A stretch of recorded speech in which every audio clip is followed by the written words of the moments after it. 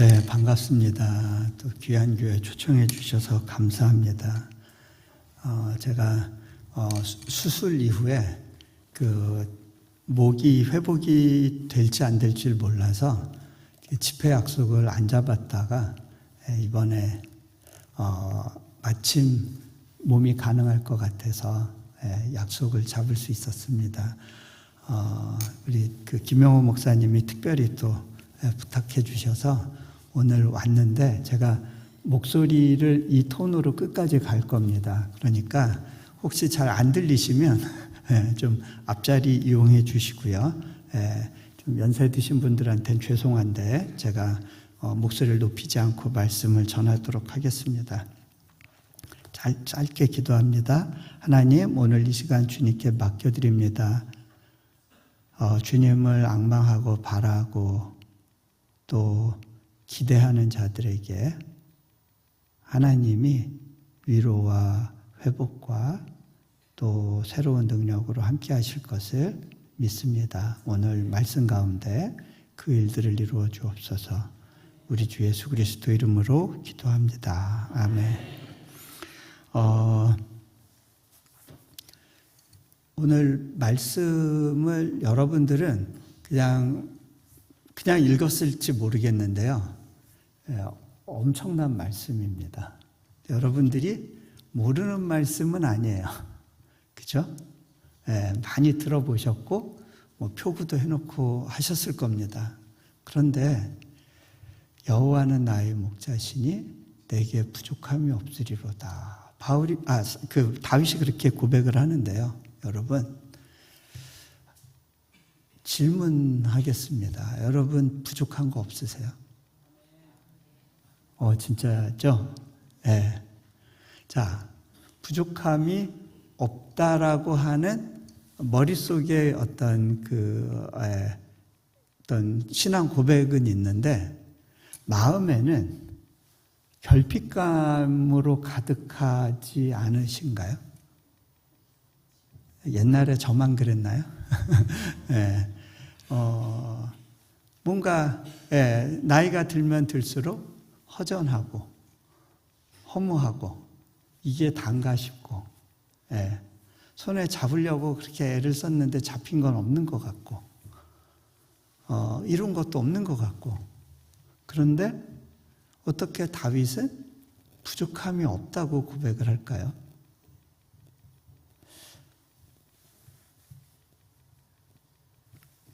부족함이 없는 이유가 또 특별합니다. 보세요. 여호와께서 내 모든 필요를 채워주시기 때문에 부족함이 없다고 고백한 게 아닙니다. 여호와가 나의 목자시니 부족함이 없다고 그래요. 여러분도 예수님이 여러분의 목자인 걸 고백하는데 부족한 게 없으세요? 이 차이가 뭘까요? 이 부분에 대해서 좀 이야기를 나눠볼게요. 근데 조금 더 들어가기 전에 제가 그러면 성경에서 가장 부족함이 없이 살았을 것 같은 사람 누가 있을까요?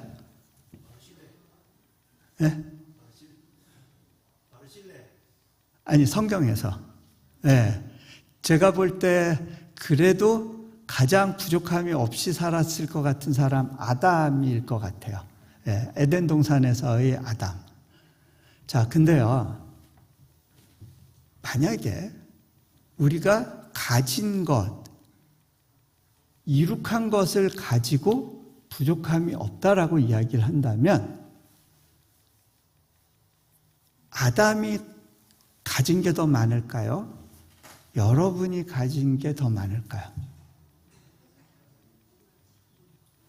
제가요, 오늘 좀 이렇게 다른 데 가서 자려고 짐을 싸는데요.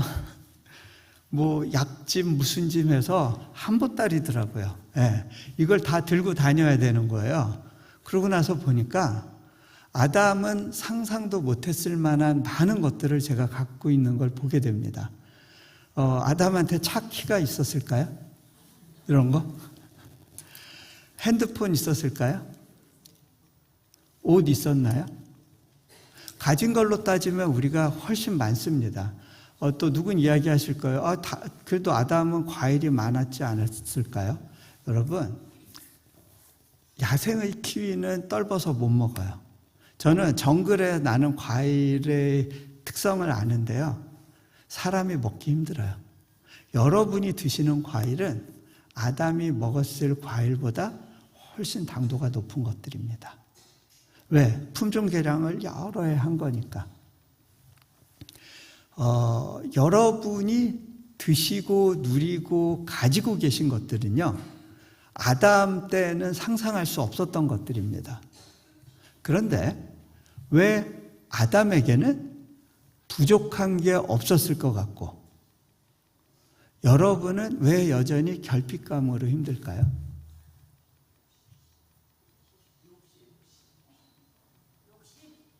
네. 그렇게 설명할 수도 있을 것 같아요. 자, 근데요.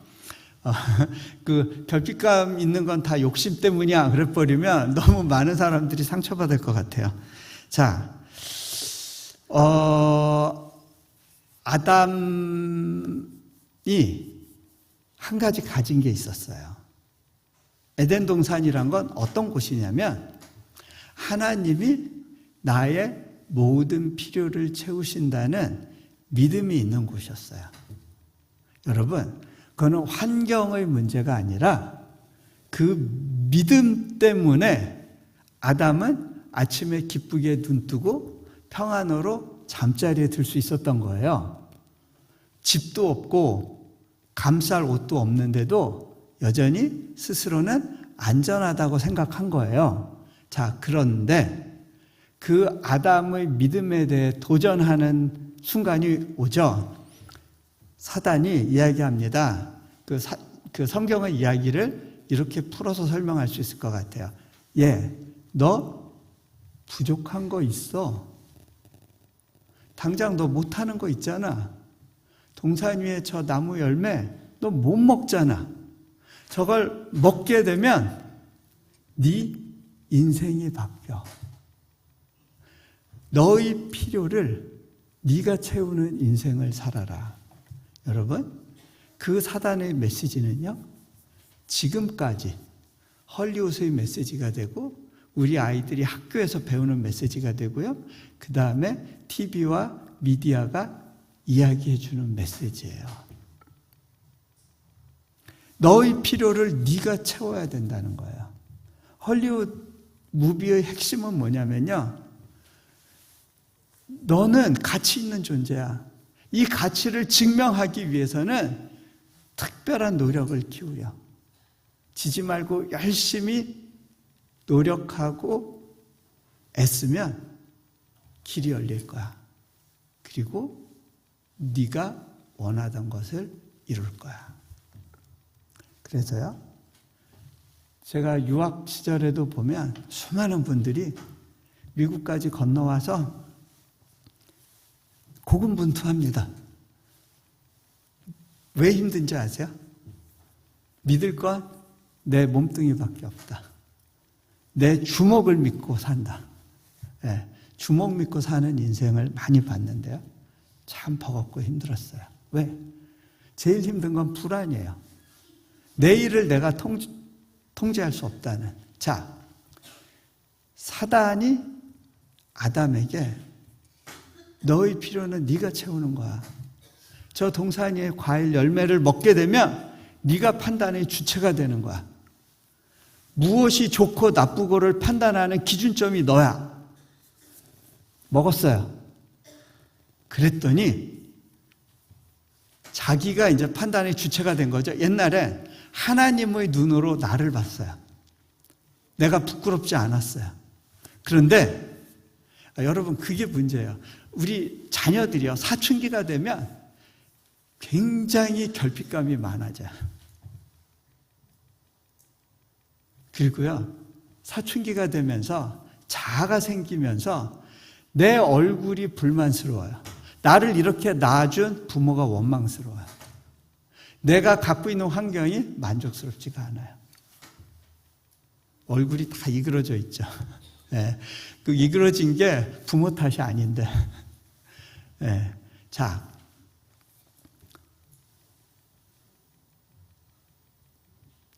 아담이 선악과를 따먹고 나서부터 자기를 보니까 자기는 벌거숭이 부끄러운 존재였어요. 가리고 싶었어요. 그래서 무화과 나무 잎으로 자기를 가렸어요. 가리는 인생이 시작됐어요. 여러분, 이 땅에서 우리가 결핍감을 느끼는 이유는요, 우리의 존재 자체를 바꾸는 게 아니라 열심히 어떤 나무 잎으로 나를 가리는가의 싸움인 경우가 많아요. 좋은 차가 있으면 이 결핍감이 해결될 것 같고요. 좋은 집이 있으면 해결될 것 같고요.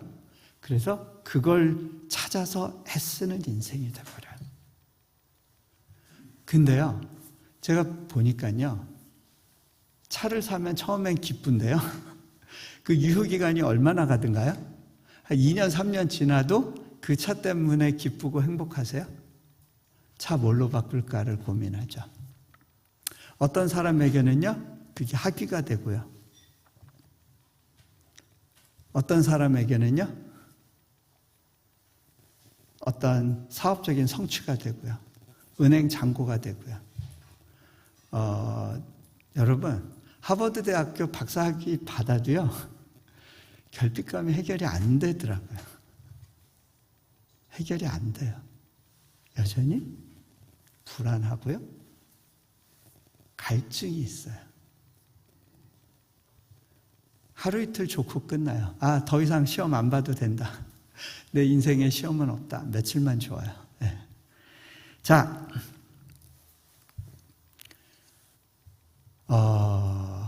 결국은 무화과 나무 잎은요, 시간이 지나면 다 말라버려요. 또 다른 잎이 필요해요. 그게 우리의 인생이에요. 그 삶에서는요, 계속해서 결핍감이 우리를 찾아오고 공격을 해요. 자, 그런데 어떻게 다윗은 부족함이 없다고 고백했을까? 왕으로 살았지만 평생에 엄청 많은 전쟁을 했어요. 다 위기예요. 그 전쟁에서 한 번만 져도요, 자신이 가진 걸 다 잃는 그런 모험으로 가득한 인생이었어요. 양치기 시절부터 편한 삶을 살지 않았어요. 그런데 어떻게 이 사람은 부족함이 없는 삶을 고백할 수 있을까? 자, 혹시 PPT 준비됐나요? 한번 보여주시겠어요? 네. 광야가 보이시죠? 저게 다윗이 노래했던 푸른 초장에 누우시고 쉴만한 물가로 인도하시는도다. 여러분은 아주 푸른 동산에 너무 익숙해 계세요. 그죠? 네. 그래서 예수님 그린 그림을 봐도요, 푸른 풀밭만 보여요. 근데요, 예수님의 주요 활동 무대가 저 광야였어요. 여러분, 아브라함이 자기 고향을 떠나서 이주해 온 곳이요, 헤브론, 건조한 산지예요. 우물 없이는 살 수 없는 곳. 그리고 그 밑에 부엘셰바, 저기보다 더 사막이에요. 여러분, 저 건조한 환경이 하나님께서 당신의 사람들을 만들고 훈련시킨 디폴트 세팅이라는 거예요. 저게 기본 세팅인 거예요. 여러분, 오해하지 마세요. 아니, 나는 왜 교회를 오랫동안 다녔는데 내 환경은 바뀐 게 없지? 여러분, 하나님은 환경을 바꿔주시면서 여러분에게 그러니까 결핍감을 해결해 주시는 분이 아니에요. 이게 우리의 디폴트 세팅이에요. 잠깐 그 장면 계속 좀 보여주세요. 근데요, 이 광야는요, 겨울에서 봄 넘어가는 시즌에 잠깐 비가 내리고요, 그때 풀들이 조금 돋아요. 여름 지나면서 바짝바짝 말라가지고 저런 환경이 거의 1년에 10개월 이상 지속이 돼요. 다윗이 양을 쳤던 곳이 바로 저 유대 광야예요. 저곳에서 푸른 초장을 이야기한 거예요. 자, 근데요, 저곳에서 생존할 수 있는 수단은 그나마 해풍에 불어온 바람이 가져온 그 습기 때문에 바위 틈에서 그 이슬이 맺히고 풀들이 자라요. 그 풀들을 뜯기면서 양과 염소가 살아요. 저런 환경은요, 말이나 소는 못 살아요. 말이나 소는 긴 풀을 먹어야 돼요. 그런데 다음 장면요, 양과 염소들은 저 환경에서 풀을 먹고 생존할 수 있어요. 단 조건이 목자가 인도하면 저 양과 염소가 살아요. 목자 없이는 양과 염소가 저런 척박한 환경에서 생존할 수 있는 가능성이 없어요. 아침에 일어나면 목자가 양과 염소를 두 떼로 나눠요. 자, 예수님께서 마지막 때에 양과 염소를 나누신다고 그랬잖아요. 왜 양과 염소를 나눠야 되냐면, 제가 이제 유목 지역에서 많이 살아서 이제 그게 이해가 되는데, 양들은요, 그래도 땅 위에 돋아난 것만 뜯어요. 이빨로. 근데 염소는요, 땅 속에 박혀 있는 뿌리까지 캐요. 그러니까 양과 염소를 같은 곳에 두면 양이 굶어요. 그 초지가 보존이 안 되니까 양을 살리기 위해서 염소를 구분해 줘야 되는 거예요. 그래서 아침에 양들이 조금 더 풀이 많은 데 가고 염소는 양들이 한번 뜯었던 곳으로 보냈는데, 이걸 누가 관리해요? 자, 목자가 관리합니다. 자, 보면 양치는 목자가 언덕 위에서 아래쪽을 내려다보고 있습니다. 양들이 풀을 뜯고 있어요. 자, 양들은요, 위에 있는 목자를 의식하지 못합니다. 왜? 양들은 평생 땅만 보고 삽니다. 한번 죽을 때, 목에 칼 들어올 때, 그때 하늘을 봅니다. 평생을 땅하고 풀만 보고 사는 존재입니다. 그런데요, 그 존재 위에 누군가가 양들을 내려다보고 지키고 있습니다.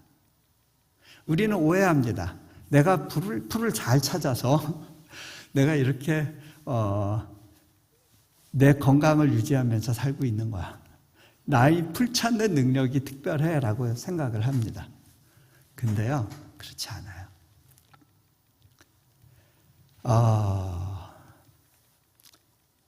척박한 환경에서 알게 되는 목자의 인도하심이 있습니다. 저희 처가 쪽은요, 신앙생활 안 하셨어요. 그렇기 때문에 저는 진짜 나쁜 사위였습니다. 딸을 데리고 선교지로 가가지고, 막 그 학위 받으면 한국 가서 한 자리 할 줄 알았는데, 딸 데리고 선교지에 가가지고 거기서 딸 고생시키고 당신들한테 손주도 안 보여주고 아주 나쁜 사위였습니다. 그러던 중에 하나님께서 처가댁에 여러 가지 이제 어려움을 주셨어요. 근데 그 어려움을 통과하는 과정에서 하나님을 경험합니다. 저희 아버님은 뇌졸중 오고 나셔서야 비로소 하나님을 영접할 수 있는 마음의 문을 열게 되셨고요. 저희 처남은 손의 위축증이 와가지고 정상 생활을 못하고 그 제대로 걷지도 못하는 그런 삶 속에 있다가 갑자기 또 뇌에 문제가 생겨서 병원에 입원했는데 호흡이 끊어지고 하면서 의사가 죽는다, 오늘은 꼭 죽을 거다라고 이야기한 것이 3번인데요. 그 고비를 넘기고 살아났어요. 그런데 그 환경에 들어가고 나니까 저희 장모님 눈에 이게 기적이구나라는 게 보여요. 건강할 때는 하나님의 손길이 느껴진 적이 없었어요. 그런데 인생의 건조지대에 들어가고 나니까 이 돌보시는 손길이 이거였구나. 날마다 조금씩 좋아지는 그것이 기적이었구나. 하나님께서 내 인생을 감싸고 돌보시며 섬세하게 인도하고 계시는구나라는 게 보이기 시작하시는 거예요. 이제는 저하고 깊은 대화가 돼요. 제가 말씀 안에서 나누면 맞아 그거지 이해가 되세요. 왜?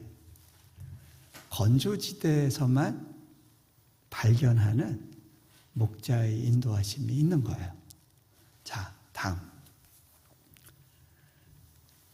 쉴만한 물가는 어떤 데냐면요, 저런 우물가예요. 여러분, 잠깐 저기를 그냥 막 넘어가시면 안 되는데 잠깐 그 전으로 돌아갈게요. 네, 저기 보면요, 산에 줄이 거 있는 게 보일 겁니다. 저 줄이 뭐냐면요, 양과 목자가 지나다니면서 만들어 놓은 길이에요.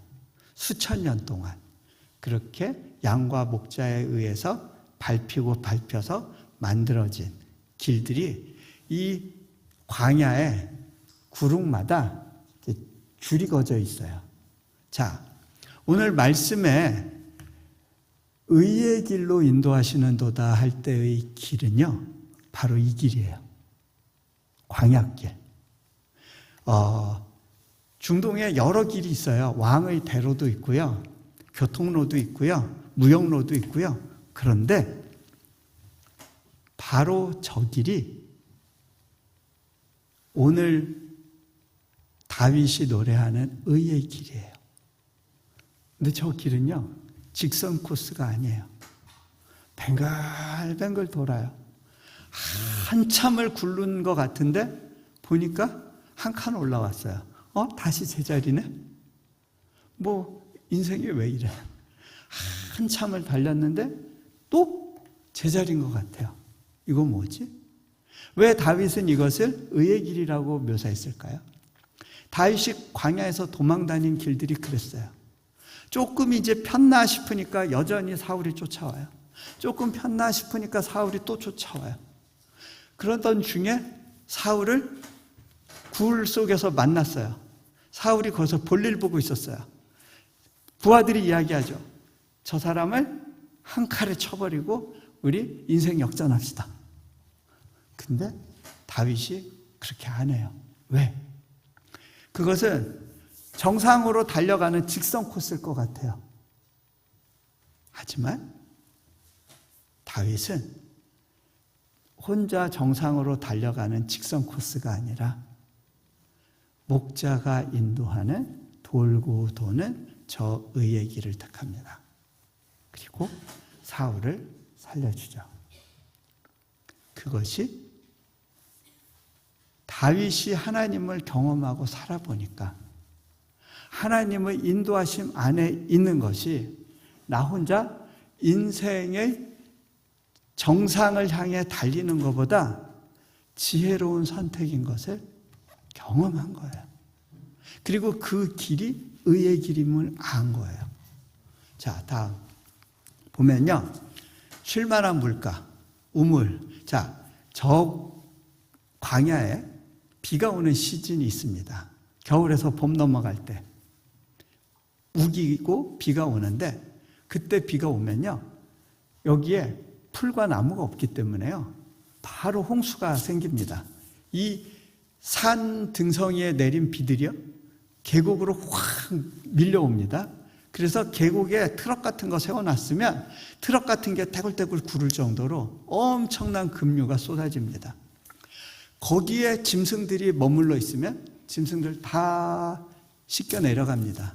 그래서 사망의 음침한 골짜기는요, 그런 장면을 묘사하는 거예요. 양들이 물을 마시려면요, 고인 물을 찾아야 됩니다. 사막에서 그런 물들은 결국은 저런 오아시스 지대에 있는 우물물이에요. 근데요, 양이 스스로 물을 찾을 능력이 없습니다. 아무리 떼약볕에 햇빛이 쨍쨍이어도 자기 스스로 물을 찾지 못하고요, 양과 염소가 스스로 단합해서 우물을 팔 능력도 없습니다. 누가 데려다 줘야 돼요? 목자가. 광야에서의 삶은요, 철저하게 목자한테 의존해야 생존할 수 있는 삶입니다. 그곳에서 직접 목마르다고 막 물을 마시는 게 아니라 목자가 물을 길러서 자기 물통 앞에 물을 부어줄 때까지 기다려야 됩니다.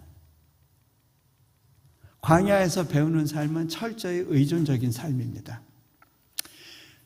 그런 삶 속에 들어가 있으면 하나님이 내 삶을 돌보시고 책임지시는 게 뭔지가 경험적으로 고백됩니다.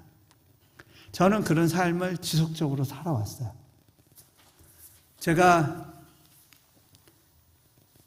미국에서 유학할 때 재정적으로 이렇게 확실한 후원을 받은 건 아니었습니다. 제가 받은 장학금은 저 한 몸 살만한 정도였는데 저희 아내도 있었고 거기서 아이를 둘을 낳아서 키워야 됐습니다. 네. 어디서 돈이 들어올 줄 모릅니다. 그런데 아내는 대학원 진학을 앞두고 새벽 기도를 갔다가 저한테 와서 그런 이야기를 합니다. 여보, 우리 양가 부모님이 재정적인 능력이 없어서 우리를 돌보지 못하는 것에 대해서 감사하는 기도를 오늘 하고 왔어요. 아니, 그게 왜 감사하냐고 물어봤어요. 우리 양가 부모님이 재정적인 능력이 안 되니까 내가 오직 하나님으로부터 오는 도움만을 받을 수 있게 됐기 때문이에요. 저희가 몽골로 들어갈 때 우리 연합장로교회에서 애써서 후원을 해주셨지만 그걸로 생활이 다 커버되는 건 아니었어요.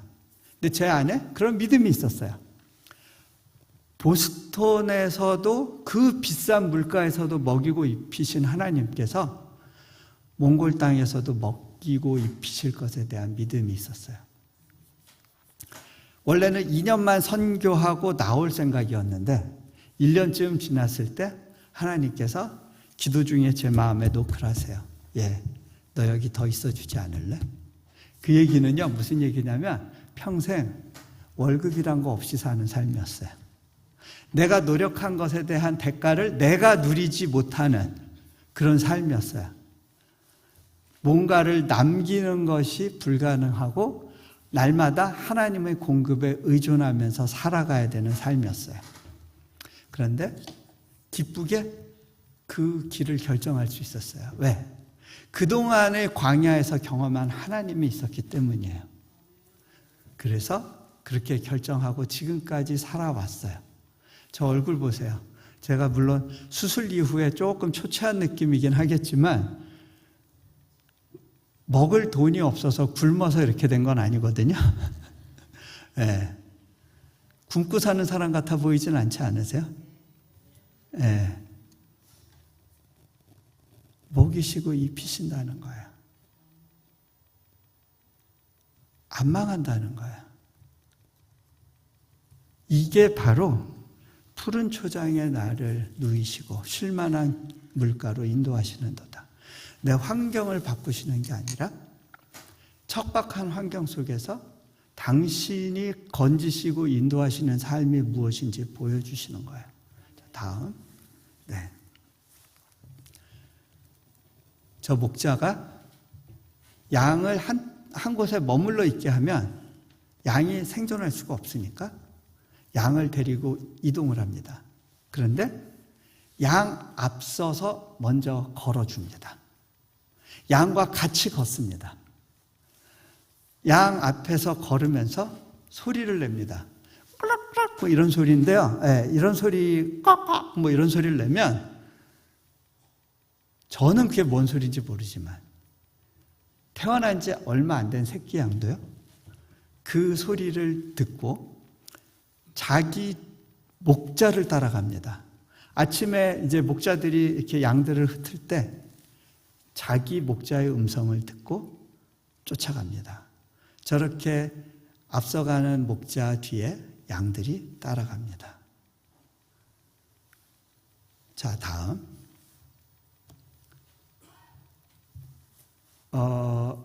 성경 구절이 없나요? 네. 바로 저기로 넘어가나요? 네, 그렇죠. 네.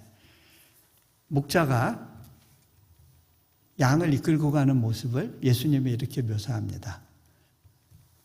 자기 양을 다 내놓은 후에 앞서가면 양들이 그의 음성을 아는 거로 따라오되, 양들은요 목자의 음성을 분별합니다.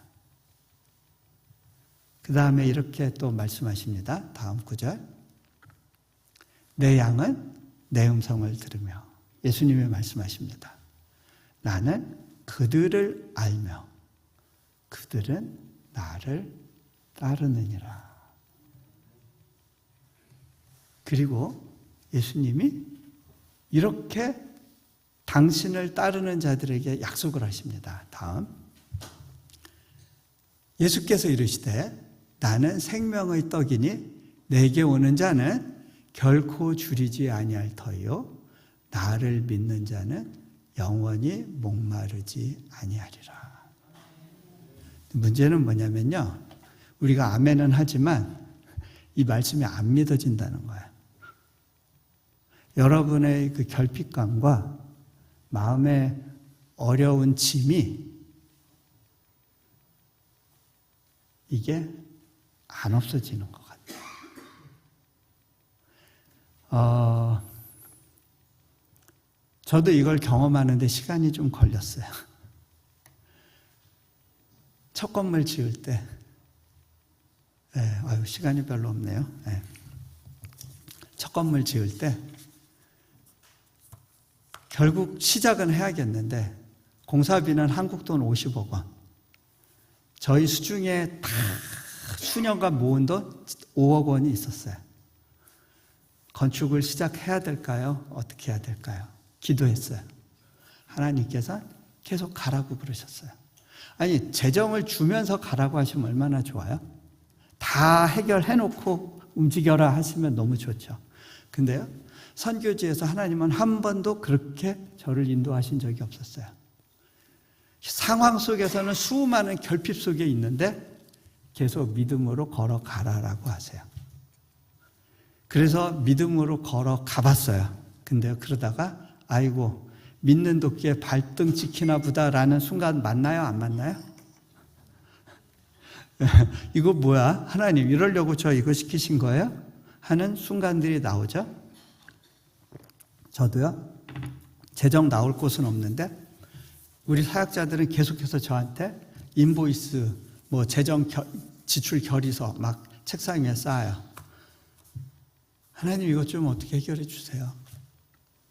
저 올해 연말도 기대가 안 되고요. 성탄절도 안 왔으면 좋겠고요. 저는 올해 연말에 대한 아무런 기대가 없어요. 해결해 주세요. 근데 하나님은 당장 그렇게 기도한다고 뭘 해결해 주시는 분은 아니에요. 기다려 봐야 되는 거예요. 근데 우리가 힘든 건 왜 힘들어요? 이 기다리는 시간이 버거워요. 제가 하나님께, 하나님 이러다가 감옥을 가도 제가 가지 하나님 안 갔잖아요.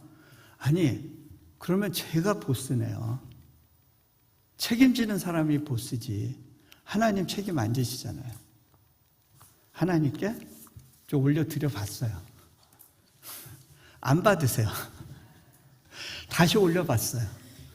다시 제 책상으로 떨어지니까 뭐야 이거 다 내 책임이네, 내 책임. 하나님 안 받으시네요. 그걸 투덜거리고 있었어요. 그런데 하나님께서 마음에 감동을 주시는 거야. 예, 너 그 부담 가운데서라도 좀 웃으면서 갈 수 없겠니? 여러분 중에 한 40억 빚지고 웃어보신 분 있어요? 근데요, 그때 저한테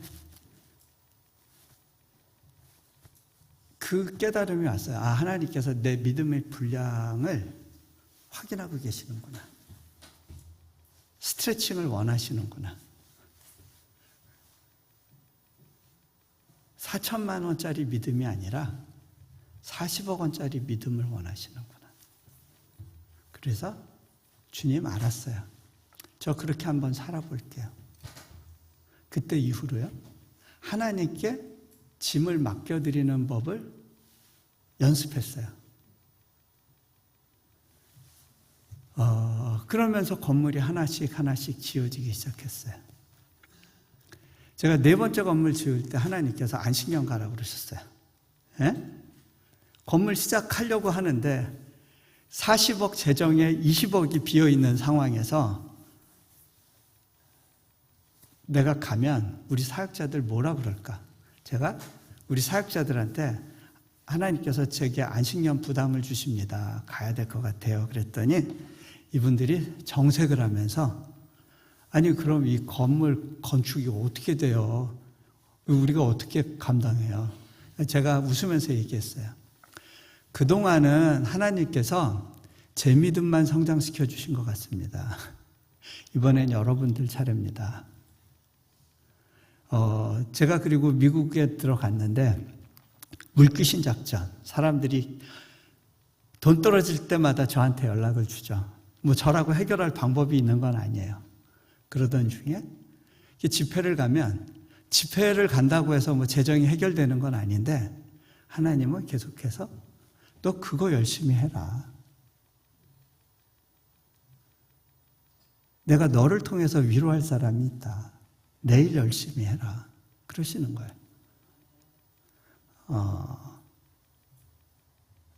그래서 하나님 일만 열심히 하고 오래요. 너 배고픈 사람 아니라고. 그래서 그렇게 했어요. 한 번은 큰 교회 목사님들 몇 분하고 식사하는 자리가 있었어요. 한 분이 저한테 따로 좀 저를 초청해서 기도해달라는 이야기를 하셨어요. 왜 저한테 굳이 기도 받으시려고 그러세요? 물어봤어요.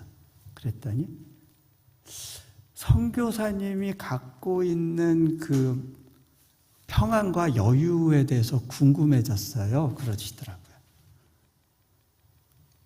제가 생각해 봤어요. 이분들은 매달 들어올 생활비를 걱정할 필요가 없는 분들이에요. 그리고 재정의 짐이 있어도 그게 꼭 당신 짐은 아니에요. 네, 그 자리에서 나오면 해결되는 그런 거예요.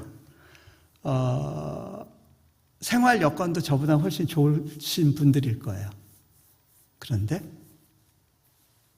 제가 훨씬 부요한 삶을 사는 거구나라는 걸 알게 됐어요. 여러분, 얼마나 갖고 있는가의 문제가 아니더라고요. 얼마나 이루었는가의 문제가 아니고요. 얼마나 큰 짐을 지고 있는가의 문제도 아니더라고요. 내 목자가 누군가를 인식하고 이해하는 순간 내 결핍감은 해결되는 거라는 사실을 경험적으로 배우는 거예요. 자, 시간이 많이 갔는데요. 쭉쭉 제가 몇 가지만 더 설명하겠습니다. 아니요, 그거 말고요. 예, 그 전 PPT 그 뒷부분 잠깐 몇 개 더 설명할게요. 예. 예수님이 말씀하신 것 중에 제가 잘 이해가 안 된 게 있었어요. 나는 양의 문이다라고 하셨는데 제가 양의 문을 실제로 본 적이 없었어요. 그 몽골에서도 그렇고 중동 지역도 가보면 저렇게 돌로 양 우리는 만들어 놨는데 문이 없어요. 나무 문이라도 해놓으면 좋은데 왜 나무 문을 안 해놨지? 저러면 양들 어차피 다 나갈 거고 이리떼들이 거기로 들어올 텐데 이게 뭐가 보호가 되겠어. 양들이 방치된 거지. 이렇게 해서 양들이 안전하겠어? 제 안에 의구심이 있었어요. 그런데 제가 저 장면을 보고 제 질문이 해결됐어요. 다음 장면. 이거 아닌데. 이거는 제가 다음 양의 문. 저 장면. 아니요. 아까 그 장면. 선한 목자는 양을 위하여 목숨을 버리거니와. 목자가 자신의 몸으로 문이 되어서 양들을 지키는 거예요. 어느 놈이든 내 양을 건드리려면 나부터 상대해야 된다. 저 장면을 삶 가운데 본 사람과 보지 않은 사람은요, 인생의 선택과 기준이 달라요. 우리가 믿음 생활을 한다는 것은 저 장면을 눈으로 보지는 않았지만 마음에 새기며 걸어가는 삶이에요. 자, 기왕 한 김에 조금 앞으로 전진해 주시면요, 양들이요, 풀을 뜯다 보면요, 그 다음, 아니요, 그 풀 뜯는 양 사진 좀 잠깐 볼게요.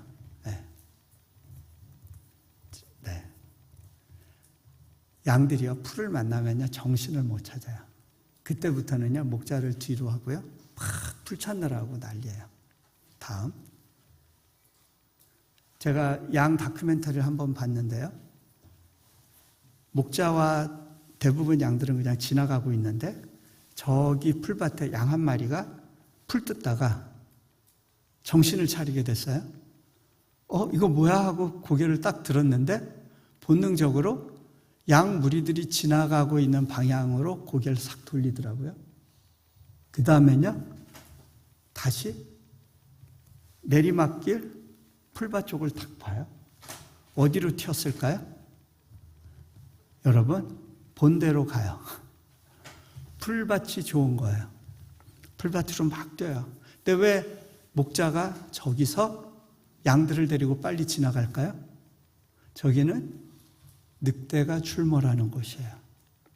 저 양은 풀을 선택했는데요, 저 양은 이제부터는 생명을 장담할 수 없어요. 하루를 넘기기 어려운 인생이에요. 근데요, 양이 스스로 목자를 찾을 방법은 없어요. 목자가 찾아와 줘야 돼요. 목자가 찾아와서 양을 데려가 줘야 돼요. 이때의 최선은 뭐냐면 그냥 소리 내는 거예요. 나 좀 살려주세요. 네, 매, 나 여기 있어요.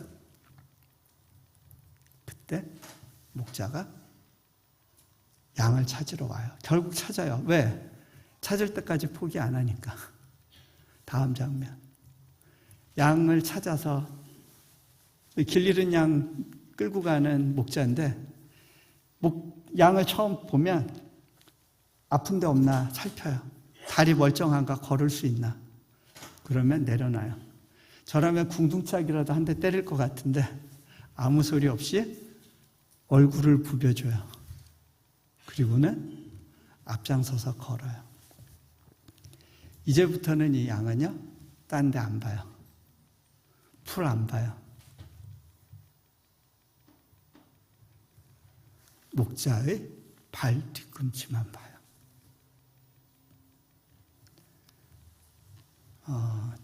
아까 그 새로운 PPT 그 장면만 잠깐 보여드리고 마무리할게요. 제가 처음 저 부지를 받았을 때예요. 아무것도 없었어요. 그런데 저 부지에 맨 땅에 헤딩하는 심정으로 첫 건물을 시작하게 됐어요. 다음 사진요. 그렇게 해서 건물이 하나씩 둘씩 들어섰고요. 저 단비톨, 저 건물 지을 때 저는 안식년 가 있었어요. 제가 와보니까 건물이 끝나 있었어요. 하나님은 제 도움을 필요로 하지 않으신다는 걸 우리 사역자들이 확인할 수 있었어요. 어떤 분이 와서 저한테 우리 사역 이야기를 듣다가 이런 이야기를 해요. 선교사님 이야기를 듣고 있다 보면 그 5만 번 기도응답을 받았다는 조지 밀러 이야기하고 오버랩이 됩니다. 그러셨어요. 제가 웃으면서 그랬어요. 근데요, 조지 밀러는 저만큼 돈이 필요하진 않았던 것 같아요. 네, 저는 지금 5번째 건물을 짓고 있습니다. 제가 수술대에 올라가 있는 그 순간에도 하나님은 계속해서 일하고 계셨고요. 지금 건물이 막바지 공사를 하고 있습니다. 건물로 다 이야기할 수는 없을 거예요. 그 안에 말도 안 되는, 있을 수 없다고 생각했던 기적의 연속을 통해서 하나님이 일을 이루어 가시는 걸 봤습니다. 다윗이 부족함이 없다고 고백했던 이유는요, 이러한 것들을 다 보고 고백한 게 아닙니다. 하나님이 채워주셔서 그 채우심 때문에 내가 부족함이 없다고 고백한 게 아니고요, 그저 여호와가 내 목자라는 사실이 믿어지기 때문에 부족함이 없었던 겁니다. 같이 기도합니다. 눈 감으시고요. 몇 가지 장면을 떠올려 보면 좋겠습니다. 풀밭을 바라보고 냅다 뛰어가던 그 양새끼가 내 인생을 보여주진 않습니까? 풀 찾아 헤매던 인생. 광야보단 풀밭이 좋아서 풀밭에 살게 해달라고 항의하던, 목자와 발을 맞추기 싫어했던 그런 인생이 혹시 나의 인생은 아니었나요? 내 스스로 결정하고 싶은 게 많았고 내가 하고 싶은 게 많아서 결국 외딴 곳에 혼자 떨어지기 전까지는 하나님의 도우심, 목자의 인도하심이 믿어지지 않았던 그런 삶은 아니었나요?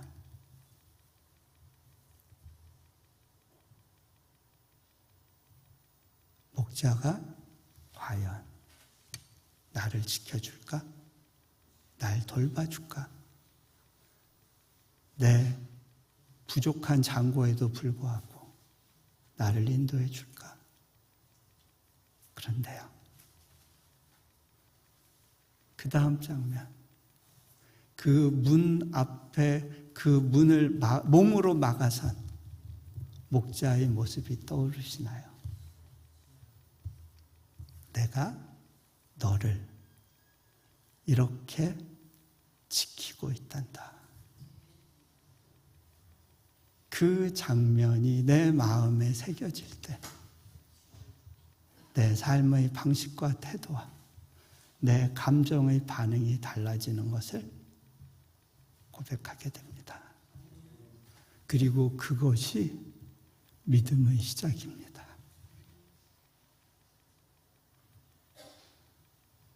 주님이 저에게 말씀하셨듯이 여러분에게 말씀하시기 원하십니다.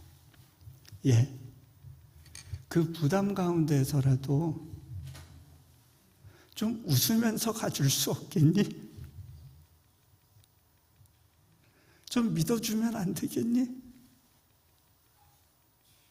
꼭 봐야 믿니?